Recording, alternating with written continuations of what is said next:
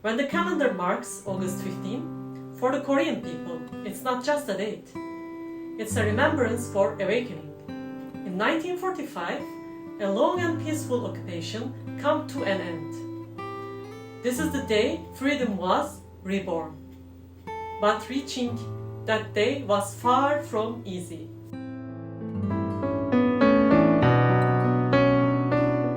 Some places seem silent, but once you step inside, voices begin to rise. Cries, letters, tears, and a nation's desire for freedom. Today I will take you to two places. One is Seodaemun Prison Hall, where Korea's dark past is held within concrete walls. The other is the War Memorial of Korea, where the brutal scars of modern war are preserved. These places are not just memories. They are living proof of a nation's rise from struggle. During the Japanese occupation, thousands of Korean independence fighters were imprisoned in Seodaemun Prison. Women, young students, teachers here, not just bodies, but ideas were chained.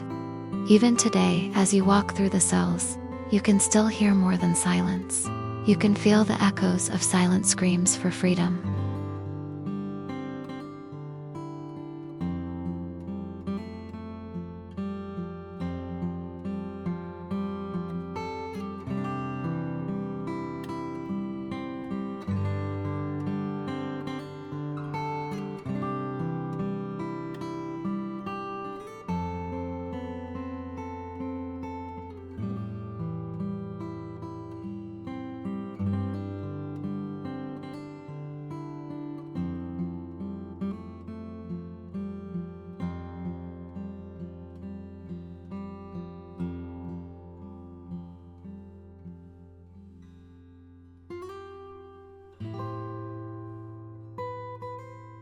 One of those screams came from a 17-year-old girl, Ru Guan-sun. She carried the dignity of her people in her hands, and in a narrow prison cell, she became one with the stars. Her name no longer echoes through prison walls. It lives in the hearts of a free nation.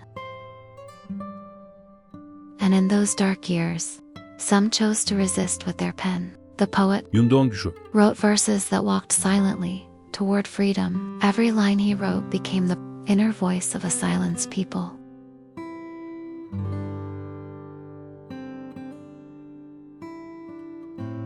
Years passed, the Japanese occupation ended, but in 1950, another darkness fell on the Korean peninsula, the Korean War, and the world stood beside Korea. Inside this museum are not just documents.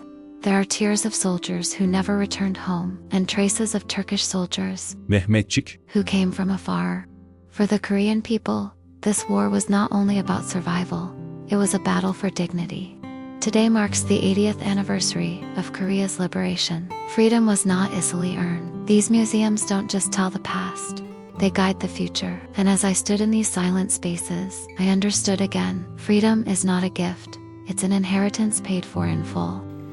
If you'd like to explore more stories about Korea's fight for liberation, be sure to watch these powerful movies and dramas.